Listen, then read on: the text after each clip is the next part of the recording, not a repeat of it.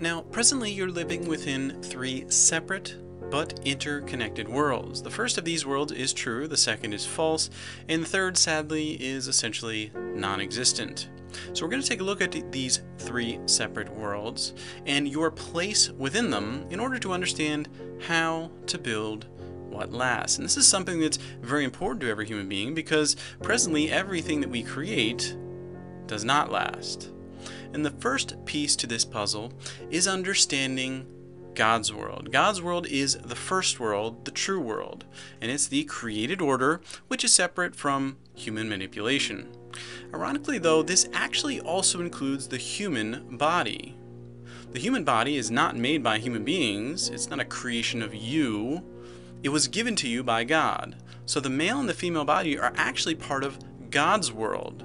What comes out of the male and female body, the thoughts, emotions, and actions, those are our creations, not God's. So once you understand that critical line, you can see that God's world is a foundation.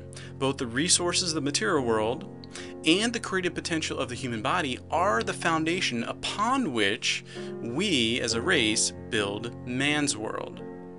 And presently, man's world is the false world because we're trying to make a good world, a better world. We're trying to improve upon God's world. But that is not what's supposed to be happening. We're supposed to be building upon God's world and forming our own unique world.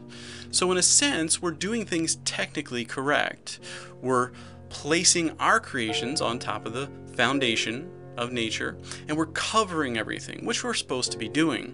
However, because we're not learning from God how to do this, we're just making it up as we go along, everything we make crumbles and decays. We don't understand how to work with God's foundation.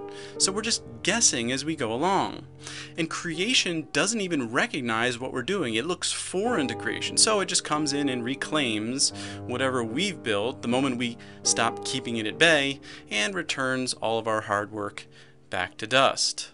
So these two worlds are supposed to be linked. But right now it's a mess because we as the individuals are not doing our job. The solution, ironically enough, is in your world. The link between God's world of nature and man's world is your world. You get to bring forth this unique manifestation that includes both God's worlds and man's worlds together. You are the point of union. Now, when inexperienced creators hear this idea, they get very excited. Oh, I can make whatever world I want. Actually, no. Your world has a purpose, and that is to be the pillar that connects God's world as the foundation and man's world as what's being upheld. You're what's in between those worlds. If you want to know why this world is such a mess, why war and disease and death are just so prevalent everywhere, why everything crumbles into decay, is because there's no pillars supporting man's world. That's our job. As individual souls, we're supposed to be building our world as a pillar rooted in God's world and then upholding man's world. When we don't do our job, man's world just crumbles all around us, and that is our responsibility. Therefore, your world must be built upon God's world to uphold man's world.